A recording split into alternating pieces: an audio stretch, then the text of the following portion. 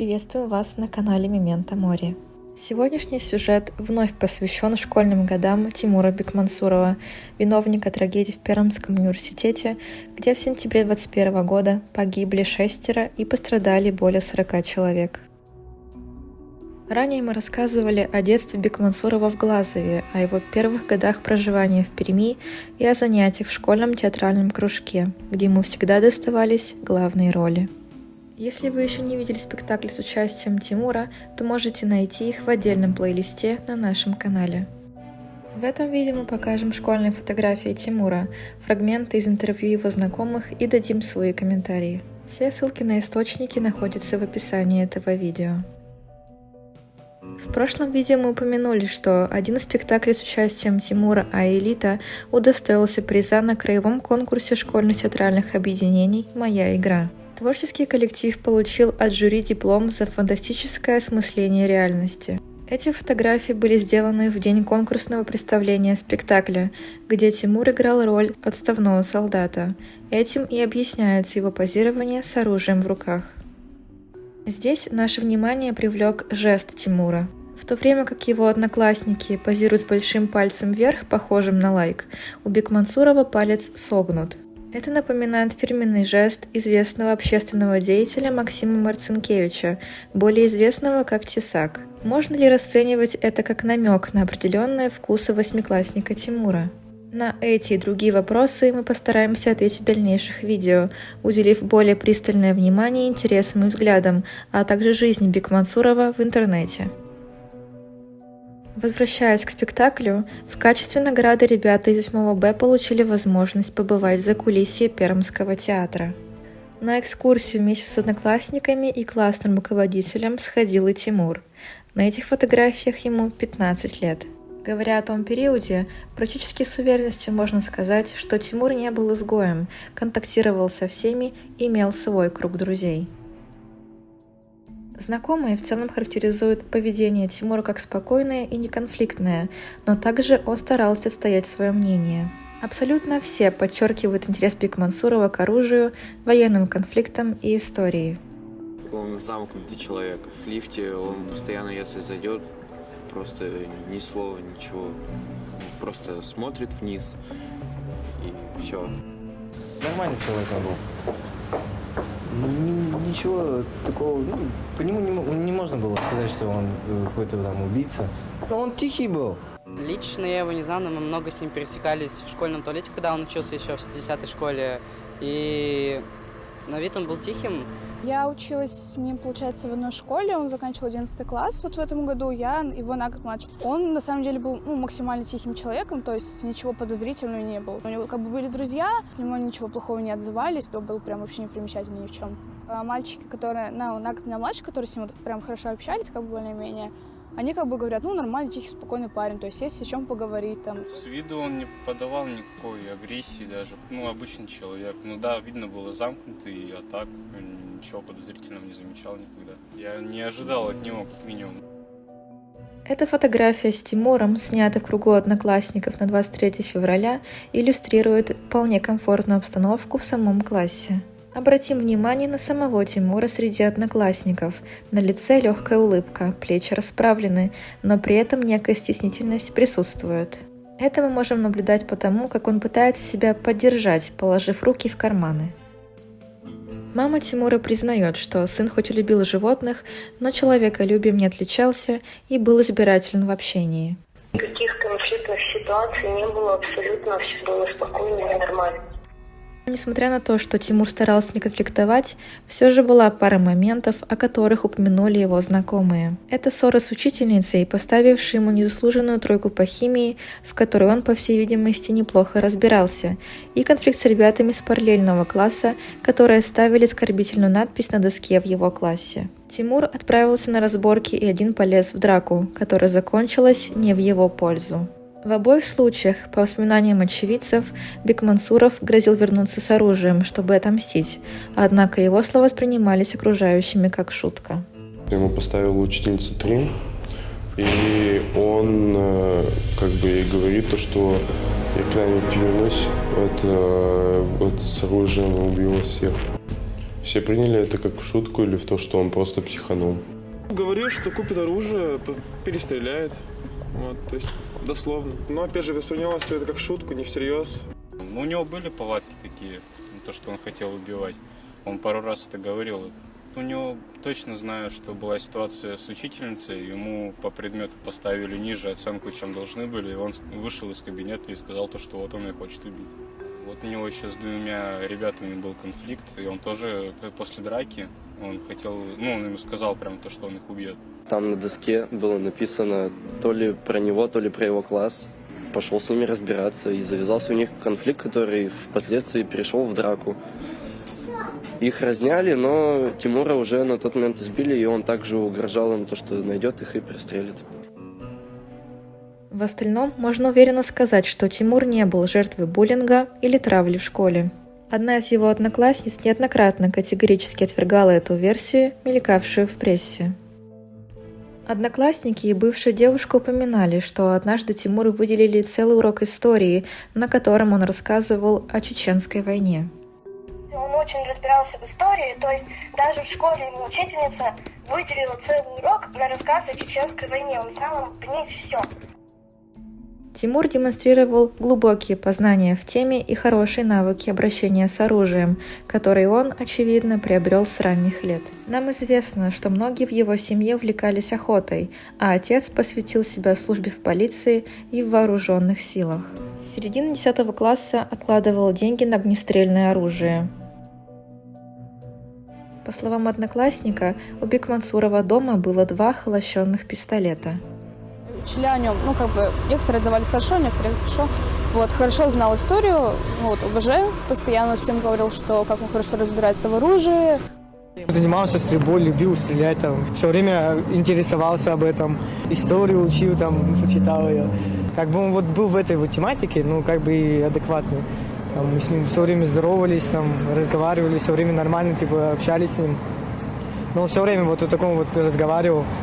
И хотел все время себе ружье купить. Слухи ходили, что довольно давно хотел получить лицензию на оружие, И насколько я знаю, у него был отец военный, и мне кажется, это от него все пошло, любовь к оружию, всему этому. И он постоянно разговаривал, говорил как он хорошо разбирается в оружии, в истории, как он Гитлера любит, уважает. Но всерьез ничего из этого не воспринимали. Как-то раз мы в туалете стояли, они говорили что они хотят просто пойти в лес пострелять, надо много патронов купить. Но он такой, с этой стороны, мне кажется. Вроде как он говорил, что у него папа военный, мама не знаю. Про оружие я не знаю. Знаю только то, что он хотел купить его. И знаю то, что у него дома еще лежит, 2 вроде холощенных пистолета. Он рисовал эти свастики всякие, он говорил то, что газовая камера – это лучшее изобретение человечества. Я знаком с его одноклассницей, и только сейчас она начала рассказывать про то, какие у него наклонности были нацистские, то, что он пил за Гитлера, все время говорил то, что газовые камеры это творение божества и все подобное. Он мне только рассказывал, как он получал справки, и все. И его планы о покупке оружия я тоже знал. Но мне он это объяснял как коллекция и, возможно, охота. Он так и говорил, возможно, охота. А так, в частности, он собирал коллекцию. Он всегда отшучивался на такие темы со мной, даже со своими друзьями. Это фото было сделано во время урока ОБЖ. Здесь Тимур демонстрирует свои навыки разборки и сборки оружия. Кстати говоря, он также прилежно выполнял и теоретические задания по этому предмету, размещая их в группе класса в качестве домашнего задания, но подробнее об этом мы расскажем позже. Также Тимур со своим соседом по парте учился на практике накладывать различные виды повязок. На фото Тимур и его друг в процессе выполнения работы непринужденно общаются и улыбаются. В 11 классе Тимур вместе с одноклассниками побывал в тире в рамках занятий ОБЖ. Вот несколько фото оттуда. Вероятно, именно тогда он понял, что стреляет лучше других, о чем в дальнейшем рассказал в своем манифесте. Решил отталкиваться от плана с оружием только потому, что всю жизнь у меня неплохо получалось стрелять, особенно после того, как я увидел результаты по стрельбе своих одноклассников примерно 2 года назад. Жалкое зрелище. С Стоит отметить, что Тимур при всех своих суровых увлечениях любил шутки, мемы и анекдоты. У компании Тимура из класса даже была группа ВКонтакте с локальными мемами. На аватарке этого закрытого сообщества располагаются забавные лица Бекмансурова и других ребят. Более подробно с юмором Бекмансурова мы постараемся ознакомить вас в следующих видео. Бывшая девушка Тимура, с которой его чаще всего замечали на переменах в школе, описала его как доброго, поддерживающего, веселого и ироничного парня, с которым она сдружилась именно на почве юмора. Впрочем, девушка отмечала и перепады его настроения, когда веселье сменялось апатичностью. Когда у него были эти законы, они же не систематические у него были. Вообще, большую долю времени, когда вот он со мной общался, он был добр и весел. У любого человека бывает усталость от веселья, бывают законы. Вот он говорил, что там мир гнилой. Еще одним заметным увлечением Тимура были компьютерные игры, в которые он играл в сети со школьными приятелями. Отметим, что Тимур не забыл своих друзей из Глазова и даже познакомил их со своей новой пермской компанией. Вот так по-доброму упомянул Бекмансурова в соцсети один из его глазовских друзей. Отец Тимура тоже отмечал, что в школьные годы Тимур проводил очень много времени за своим компьютером. Однако в старших классах Тимур продал свой компьютер, и, очевидно, на первый план стало выходить его увлечение оружием и военной темой. Вот, честно сказать, ничего такого не было, вот вообще ничего. Я мне когда сказали, я сам в шоке, до сих пор сказать не могу себе, что он это такое вообще сделал. Только с ним не общался, сидел дома за компьютером. Я говорю, почему ты гулять не ходишь? Вот, я не хочу гулять, вот я сижу за компьютером. Ну, как в плавание когда-то ходил, но давно было уже, конечно. И действительно, нам удалось найти предполагаемые фото Тимура из бассейна в Глазове. Качество фото плохое, но мы делимся этими снимками с вами. Узнаете ли вы Тимура на этих фотографиях?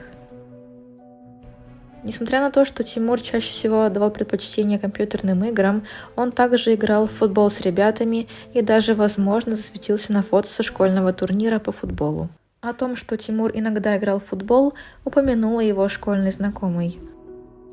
Также его знакомые и друзья отмечали, что насчет одежды он не заморачивался, скромно одевался в рамках школьного дресс-кода, в старших классах всегда ходил в одной и той же одежде, отдавая предпочтение неброской синей рубашке, темно-синим брюкам и кроссовкам. Был домоседом. Соседи почти всегда видели его в одиночестве, эдаким погруженным в свои мысли парнем. Он, в принципе, на улицу не выходил. Просто сидел, бывает, на качелях, его типа прогонять, типа иди отсюда, ты намешаешь.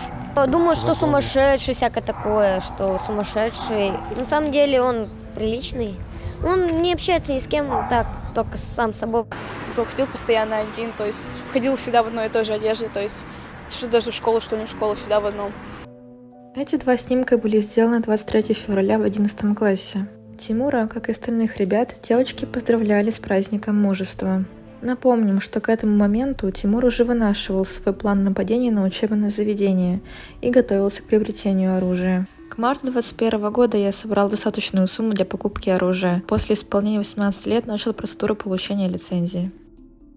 Примечательно, что Тимур так часто говорил на темы войны, оружия и шутингов, что его одноклассники даже подшучивали насчет того, что он придет на последний звонок с оружием и расстреляет их. Однако реального значения его заинтересованности никто не придавал. Позже парень признался в своем манифесте, что первоначально действительно хотел устроить стрельбу в своей пермской школе. В первоначальном плане в качестве места для нападения выбрал свою уже бывшую школу, но в конце марта и решил изменить место. Школа была слишком неприятным местом для того, чтобы проводить в нем последние 10 минут своей жизни, да и у детишек там не особо много путей отхода для спасения. Помимо этого, из-за казанской трагедии и запрета на продажу патронов, Тимуру пришлось перенести свое нападение на осень и отправиться сдавать госэкзамены, к которым он не готовился. Как оказалось, даже если бы я не изменил место, то в любом случае не успел бы к концу учебного года. В связи с этими обстоятельствами пришлось отправляться на сдачу госэкзаменов, к которым я не готовился. В то же время я выбирал место для нападения. И вот, спустя долгие школьные годы, наполненные самыми разными событиями, в мае 2021 года Тимур наконец закончил школу. К тому времени, по его словам, его состояние ухудшалось. К концу мая стал понимать, что мне все труднее себя контролировать. Решил меньше контактировать со своим кругом общения, с некоторыми людьми вовсе прекратил общение, так как казалось, что я могу причинить им вред. 25 мая, в день своего последнего звонка, Тимур вместе с одноклассниками исполнил песню на той самой сцене, на которой когда-то выступал со школьными спектаклями.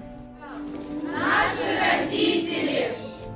Раз, два, три, четыре! Три, четыре! Раз, два! Пару слов о родителях! Милых! В этот день очень-очень красивых! Они вместе с нами учились! Много лет с нами трудились! Они сумки нам собирали! Сочинения с нами писали! Они правила с нами учили! После этого выступления Тимур вместе с одноклассниками отправился на улицу, чтобы сделать несколько фотографий в память о школьной жизни. Это фото с последнего звонка, на котором Тимур стоит со своим школьным другом, разлетелось по СМИ уже в первые часы после стрельбы.